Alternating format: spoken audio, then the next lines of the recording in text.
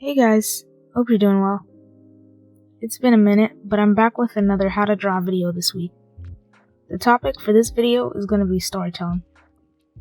I'll try to break this video into a few sections to keep it organized.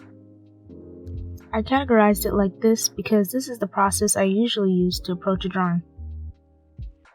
And I compacted them into 3 groups so that the video doesn't go on too long. I'll also include work from artists I follow as examples, and I'll put their handle on the screen so that you can check them out too. Usually, before we begin to draw, we start with an idea. Sometimes it's an idea we've been developing in our minds for a while. I find many artists think in pictures, so the idea is usually an image that appears very clearly in our heads. We know the camera placement, the lighting, colors, characters, mood, etc. However, when you get in front of your canvas and you try to get it down on a page, it feels impossible. If this is you, I relate. That's why I'm here to help you. Usually, the picture in our brains isn't actually as well thought out as we'd like. We normally will come up with the overall idea or composition of a drawing, but all the details and objects in the scene are blurred out or keep shifting into different things, so we don't have a consistent reference in our heads to work out of. I'll go over a few different ways that we can sharpen that image so you have an easier time drawing it. You probably aren't hearing it here first, but I might have a small piece of advice to add. When you gather reference, you don't need to worry so much about collecting images you know for certain you're going to use. I normally treat gathering reference like shopping online. Sometimes you'll find a bunch of things you like that you toss into a cart. Most of the time you don't buy 90% of them. You're just trying to find things you like that you feel match the vibe of your painting. And that might have a small piece that you might actually think about using.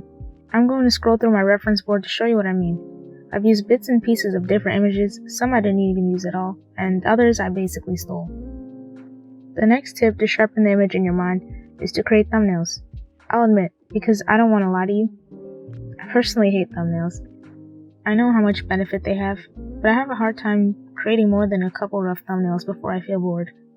This might not be you though. If you enjoy coming up with different shots and testing out different compositions, then this might be a thing. Every artist is different, so there's no one way to plan an illustration. I see a lot of value in creating thumbnails, and I can see how it solves so much of the problems up front for many talented artists. I wanted to include this, because some artists are gifted writers too. Sometimes writing something down with clear details can help you express the same things that you want to have in your drawing. Feel free to combine them if you like. This is your process, so you can do whatever helps you get prepared to begin your illustration. Here's a recording of my painting I did in Procreate. I'm going to play this in the background, and I'll occasionally throw up other images to help demonstrate what I'm talking about. First, let's go over drawing tips. I feel this is really important because sometimes you'll try drawing a subject that is part of a story you're telling, but you may not be familiar with how to draw it. We're on the same page. I actually didn't know how to draw a wooden table because I never really painted one before. That's where this first tip comes in extremely handy. If you're struggling with a subject, open up another canvas and study it. I learned to do this by watching Evan. As skilled as they are at rendering different materials, I always see them doing a study of objects in their illustrations before they go into paint. I do it here too. I actually didn't know the first one was a dog bowl stand. I thought it was supposed to be a sink, and I was trying to figure out where the pipes would go and why there was no faucet. And it said Lucy in the front, which I thought was maybe the name of the person who lived there. But the related images in Pinterest helped me figure it out. You guys are probably smarter than I am, so I'm sure you'll improve incredibly quickly if you make this part of your workflow. Another tip is to open up the work of another artist who you admire and have it there in another window next to your painting. I realize people will usually recommend avoiding comparing your work to another artist, but I find it helps a lot to have a piece that you love as quality check. This may not work for everyone, but I personally found it extremely helpful, and it always helped me push myself to put out the best quality I could. Third, see how other people solve similar problems. I find a lot of art is just problem solving. You constantly need to correct things in your drawing that may be off. For instance, I struggle a lot with values. Sometimes I'll get up to take a break, and I might walk past a mirror when I'm struggling to get the values right and realize I've been pulling at my hair. If there's something you have a hard time with, don't worry about trying to solve the problem on your own. One of your favorite artists has probably already done it. So maybe try to take a break from your drawing and try to observe to see how they did it. I use Chen Bear Pig's artwork to help with my values. I'll put them on a separate layer and lower the saturation to 0%, and pick the different values of grade to see what they actually look like. Then I place the saturation layer over my own artwork, and make it completely black to get an idea of where my values are at in comparison. This works with other things too, like perspective, colors, anything you need help with. The second section went on a bit longer than I would have liked, but I hope it gave you some useful things to think of. Now we can go into storytelling tips during the painting. Let's begin with the first tip. The first thing you may need to consider when creating your piece is to make sure that the objects you place in your scene have a purpose of being there. This is actually pretty difficult, at least it was to me. So an exercise I recommend is trying to take a look around the room you're sitting in. There are some objects that serve a function, like having a desk or chairs at schools, or a stove in a kitchen, but there are a lot of small objects that you may notice are just laying around. They didn't get up and move there on their own. Somebody placed them there, and the placement of all these other objects make a place feel more lived in, or more believable.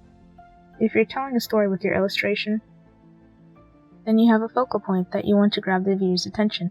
That means you have to make that focal point stand out. There's many different ways to accomplish this. One way is to use values. In this very simple example, your eyes go straight to the bright spot because there's a lot of contrast in the values there. Another is to use color. In this example, the values are actually pretty much exactly the same, but the only difference is the color, which will draw your attention back to the orange dot. You can also use shapes. Here you have an entire canvas full of triangles, so the circle immediately stands out. Finally, you can also use size. If you have a bunch of objects that are generally the same size, the object that is a different size may stand out more. I'm sure there are many more ways to create a focal point, so please leave a comment if you have any that I may have missed. I feel like this kinda overlaps with my older video on how to create character interactions, which you can find linked in the description, if you want to check it out. But something you may also want to consider is having characters who are acting in the scene naturally. This is still pretty tough to do if you're just starting out, but try to think about their reason for being there in the shot. An example is if you have a firefighter at the scene of a house fire, they most likely aren't going to be standing there with their arms straight at their sides. They're probably going to be putting out the fire.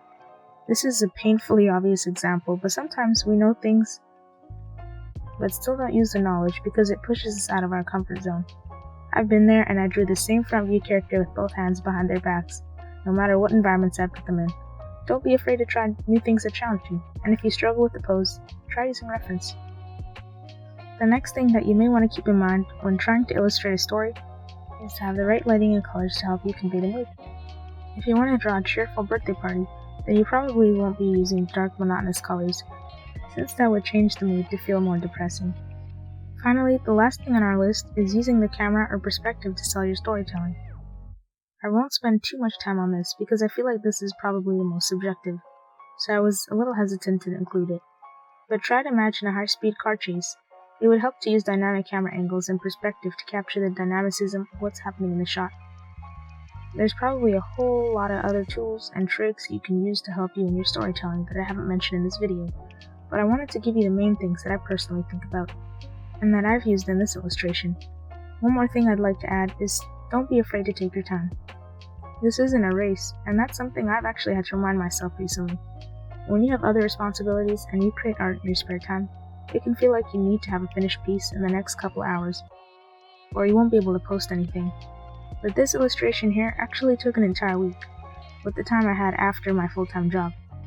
It can feel like you haven't accomplished anything when you don't have a finished product by the end of the day, but I promise it will pay off if you make sure to get enough rest and realize there's no rush. Just take your time and enjoy the process. It will help you to avoid burnout. Don't turn the thing you love into a source of stress. That was just a quick sidebar, which I hope helped some of you. And I really hope you all enjoy the rest of your day. Take care, guys.